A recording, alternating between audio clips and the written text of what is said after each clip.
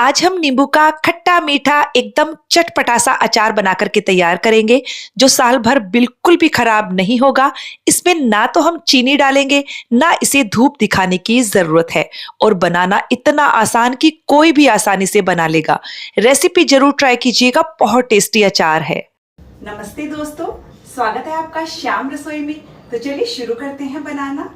नींबू का खट्टा मीठा चटपटा अचार बनाने के लिए मैंने यहाँ पर आधा किलो नींबू लिए हैं। नींबू को मैंने 2-3 बार अच्छे से पानी से धो लिया है और अब हम इसे कॉटन कपड़े से एकदम बढ़िया से पोंछ लेंगे। इस पर बिल्कुल भी पानी लगा हुआ नहीं होना चाहिए।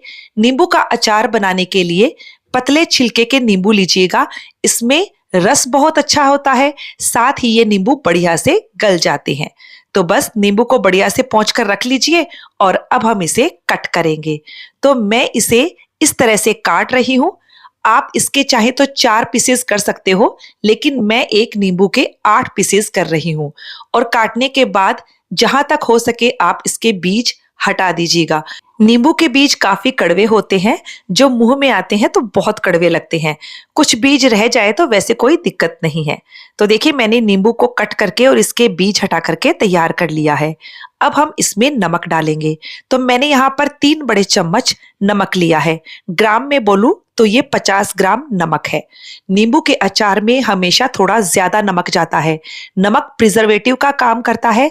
नमक से नींबू का छिलका भी बढ़िया से गल जाता है, साथ ही नींबू के छिलके का कड़वापन भी खत्म हो जाता है। अच्छा फ्रेंड्स, आप जब नमक मिला रहे हो ना नींबू में, तो आप कांच का या प्लास्टिक का बर्तन ही इस्तेमाल कीजिएगा। कोई भी मेटल का बर्तन इस्तेमाल मत कीजिएगा, जैसे कि स्टील का, तांबे का या पीतल का। तो इन दोनों में से आप कोई भी बर्तन इस्तेमाल कर सकते हो, कांच या प्लास्टिक। तो बस नमक बढ़िया से मिक्स हो गया है। अब हमें इसे ढककर 12 से 13 दिन के लिए रख देना है। दिन में 2 बार आप प्लेट हटाइए और चम्मच से नींबू को ऊपर नीचे कर दीजिए, फिर से उसे ढक दीजिए। आपको इसे धूप में रखने की जरूरत नहीं है, किचन के प्लेटफॉर्म पर ही रखा रहने दीजिए।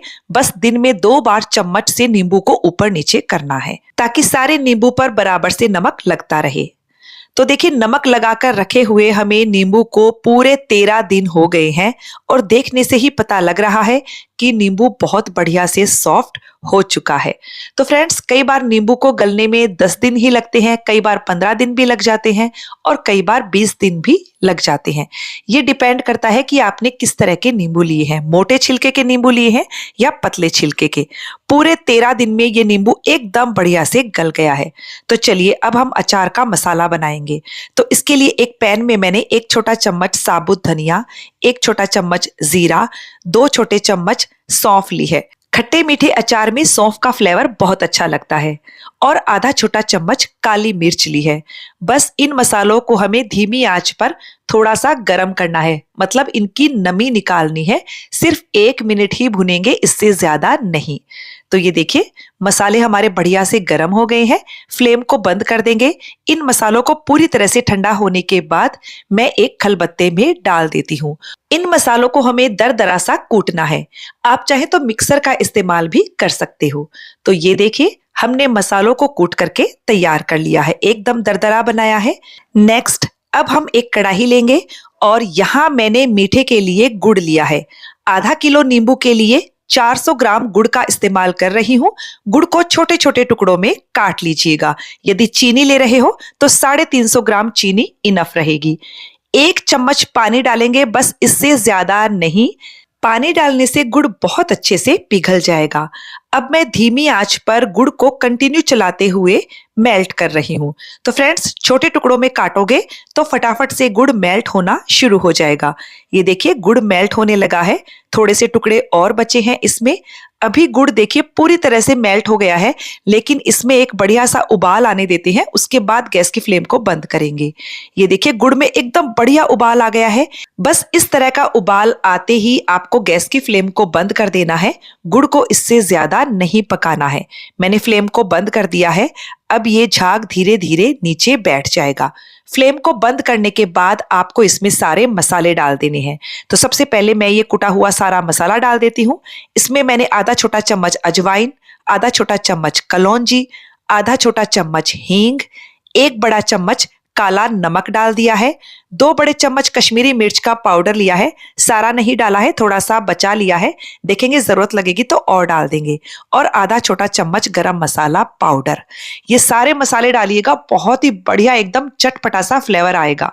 सारे मसालों को पहले एकदम अच्छे से मिक्स कर लीजिए। ये देखिए मसाले एकदम बढ़िया से मिक्स हो गए हैं।